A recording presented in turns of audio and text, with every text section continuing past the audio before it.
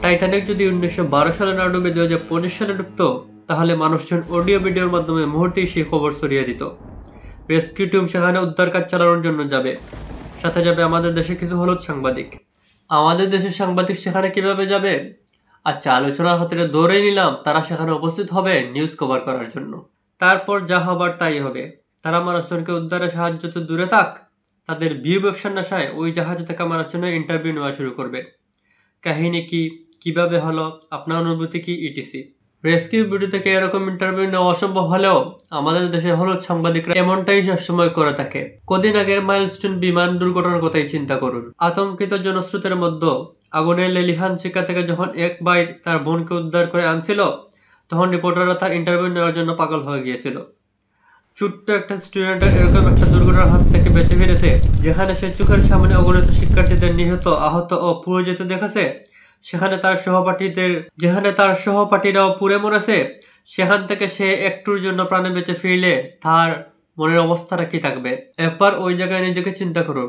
এরকম একটা মারাত্মক অবস্থা থেকে আপনি বেঁচে ফিরেছেন, তখন আপনার মনের অবস্থা কিরকম থাকবে? আর ওরা তো ছোট ছোট স্কুল পড়ুয়া বাচ্চা। এটা গেলে কেবলমাত্র একটি ঘটনা, এরকম হাজার ঘটনা আমরা দেখতে পাই টিভি চ্যানেলগুলোতে চোখ বুলালেই। এসএসসি বা এইচএসসি রেজাল্ট বেরিয়েছে, টিভি চ্যানেলগুলোতে দেখাবে শুধু মেয়েদের। ভাবখানা এমন, কোনো ছেলেরা এসএসসি এইচএসসি পরীক্ষা দেয় নাই। এর কারণ মেয়েদের টিভিতে দেখালে ভিউ বেশি হবে, যত ভিউ তত টাকা। আর চ্যানেলগুলো মিথ্যা অশ্লীল নিউজ প্রচারে তো সারা বছর ব্যস্ত থাকে। একটা নিউজে রিচ পাওয়ার জন্য বাইরে টাইটেল দিবে এক, আর ভিতরে গিয়ে দেখা যাবে কাহিনী অন্য। কিছু কিছু মিডিয়া এতটাই লেম, পরিমাণে কি খাচ্ছেন, কি দিয়ে রান্না করছেন এসব নিউজও প্রচার করে। সব সাংবাদিক, সব টিভি চ্যানেল এক না, কিন্তু কিছু কিছু সাংবাদিক আছে সবসময় টিকটকারদের সাথে দেখা যায়। দৌড়ে দৌড়ে TikToker, BTS fan, cringe viral পাবলিকদের ইন্টারভিউ নেয়।